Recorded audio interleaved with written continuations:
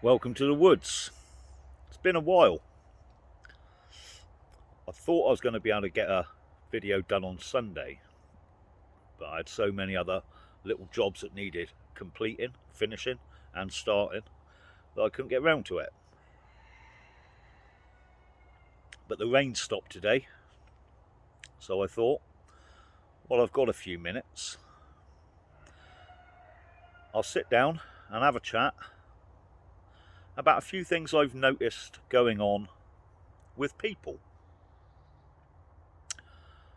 I was talking last night and a few days ago with people that are interested in the way I live off-grid, and their attitude was one of complete negativity. Not for the way I'm living, which they think is great, but for themselves. For me to listen to someone say, I think what you've got is great, but I could never do that, it's quite disheartening. Because I'm nothing special. I'm just a normal guy. So I had to look a little deeper into why these people believe it wasn't possible for them. And I'm just going to touch on just a couple of reasons I was given. Quite often in my videos I'll talk about how I see it being quite important to disengage from the system that actually doesn't do anything to assist you, to help you, to put you on the right road. To disengage from a system that is corrupt and no good. And it is important to disengage from that if you believe those things. If you don't, if you think that the system is absolutely fine and you're happy living within it and taking everything it throws at you, then fine. You have no reason to go off grid, to disengage from that system. If you're happy with it, I'm happy for you. Go along with it. And when I was chatting last night to a young man, he said he could never do this. He could never go off grid because his wife wouldn't buy into it. And I couldn't understand why. So I asked, well, what is it she wouldn't like about it? And he said, if I said to my wife that I wanted to move the family off grid so I could be less reliant on the system in order that I could actually put up some fight against it, she wouldn't buy into it. She wouldn't be into that. And I understand that. But my question was, well, why would you phrase it like that? Why wouldn't you phrase it like this? I'm interested at looking in going off grid so that we could have a larger family home and be mortgage or rent free within a few short years, which would give us more income to spend on the children and their future. And we'd be happy in a larger house with a bit of land. Maybe we could get some animals. Maybe you could give up work if we had no mortgage to pay and our bills were reduced. You see, that would probably pique her interest more than telling her that you wanted to fight the system. So it's all about nuance. And neither of those things are incorrect. And the other objection that people come up with is that they couldn't do without their comforts. I was discussing on a live stream with someone a couple of weeks ago, and he said that he couldn't go off grid because he liked water coming out of taps. And again, I think that's down to a preconceived idea of what off-grid living is. And yes, you can be as basic as you'd like, but it might help if I show you round the cabin, which I'll do. I'm not going to show you all of it, but I'll show you a few bits. I'll show you the size of the rooms and a tap with running water. Because sometimes people think I must live in a shed, which is probably dilapidated and crawling with snakes and creepy crawlies, and they wouldn't really be into that. But that's not what I built. And another objection is I have no skills.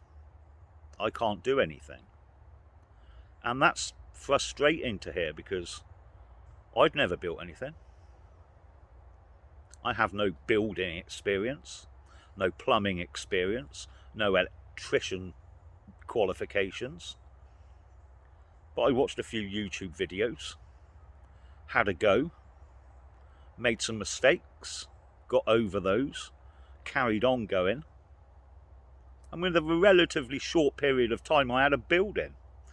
And then with that building you can start to make it look nice. So there isn't anything you can't do if you put your mind to it. And I think this is the crux of it. It's not that people can't do this. In reality, as much as they might look at what I've got here and a lifestyle that gives me more options than they have, they don't want to give up what they perceive as their comforts. And that means they're actually quite happy with the system. And you'll see people that you know complying, especially in this last year and a half, sensible people, wearing face masks, getting the double jab. And we wonder to ourselves at how they allowed themselves to get to that point.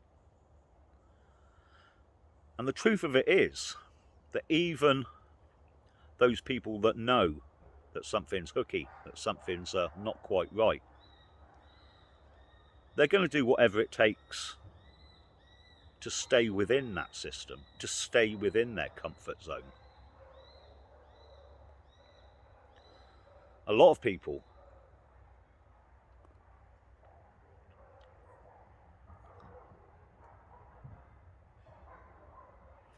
so once the dog's quietened down a bit, we'll go and have a look around the cabin. And you can ask yourself, is that somewhere I could live? Could I live like that? And the answer might be no. I've got quite a lot of animals here. 7 dogs, 3 cats, 120 chickens, 30 ducks, 4 turkeys. And they do take a little bit of looking after. But I also run 2 businesses. So I work full time. Or I work sometimes. And my wife works full time. But we still manage. So there isn't really an argument against doing it, apart from you don't want to. It's not that you couldn't afford to. When I decided to do this, I had nothing. I had my ability to earn money, but I had very little in the way of savings. So I saved, and we didn't go out to eat, and we didn't have takeaways, and I didn't buy any new clothes, and we didn't go on holiday for 2 years. And I cut back on everything I possibly could. And all the money I saved, I put in a big bag. And at the end of that 2 years, when I thought I'd had enough to buy a piece of land, I didn't. Not quite. So I had to borrow £5,000 on top of the money I'd already saved to buy the land. And then spent a year paying back the money I'd borrowed whilst building the cabin. And it was hard. I had to give up a lot of things that I enjoyed. But short-term effort, short-term discomfort, to give me something now that most people will never have. Because most people want instant gratification. They want everything now without putting in the work. And I'm afraid to tell you that that's not how it works. Life isn't like that. And yeah, you could win the lottery, but the odds are against it. But you could do it for yourself if it was important enough. Right, let's go and have a look at this cabin. Shaky camera time, bear with me.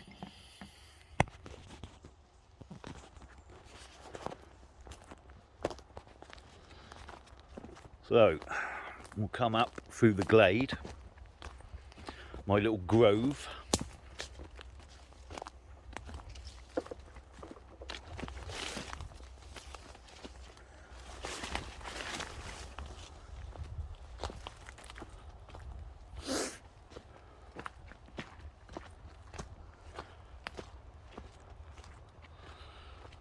And down the wooden path.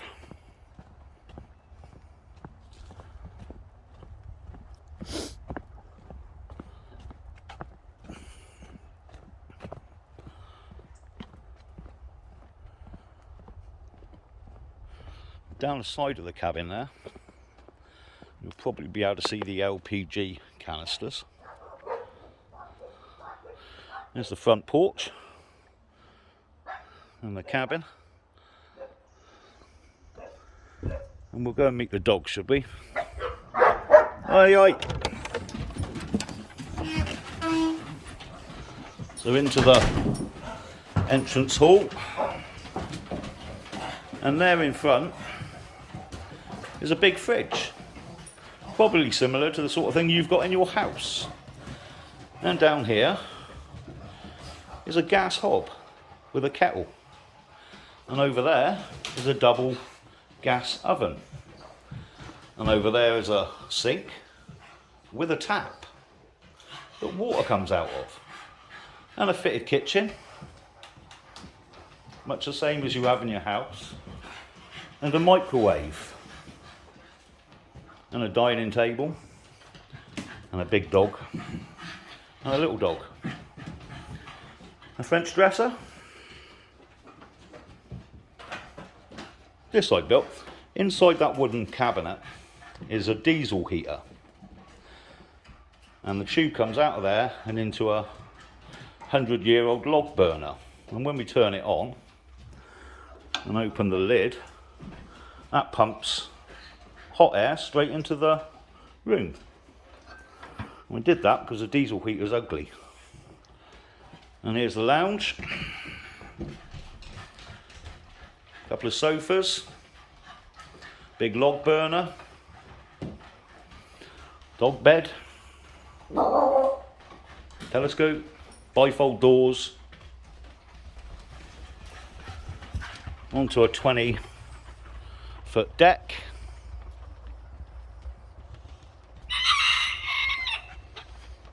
In the garden. And the house chickens.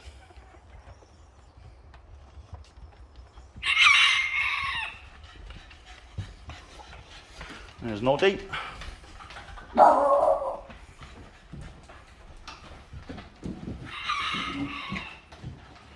Oh, dogs have destroyed the bed. There's a bedroom in there. Now the two bedrooms here are both double bedrooms. Fairly good size. And you've got the master bedroom at the end, which is a little bit bigger.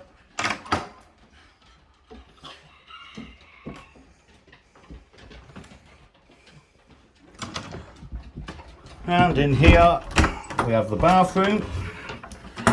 No prizes for guessing what's in there. So you've got a sink unit over here with taps, and a roll top bath with taps, and a composting toilet. And in here we have a shower. So pretty much the same sort of thing that you've got in your house.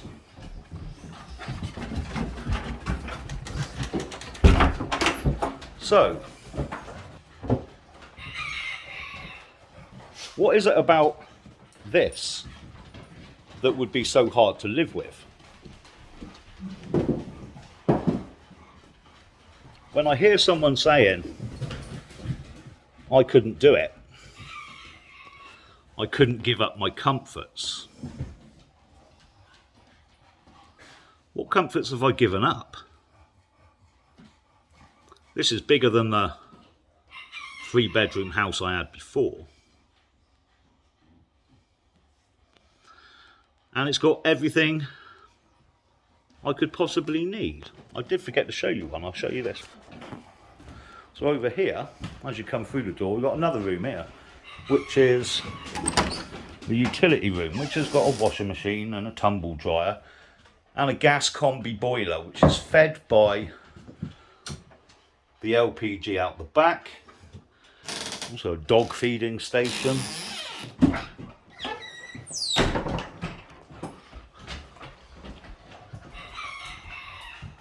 If I say so myself, it's not too shabby.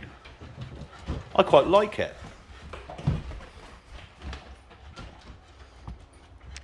And in this little shed over here,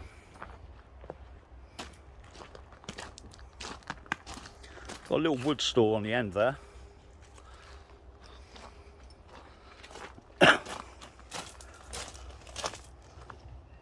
And a bigger wood store in here. My little tool shed. And in this one, you've got the generator through there, the inverter there, and a set of batteries there.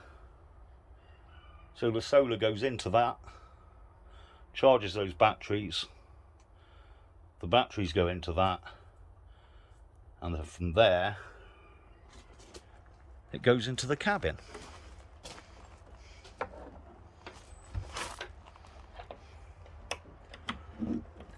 For anyone who watches all of my videos, that little thing there is the summer house where I dropped the roof and pinned myself to the floor.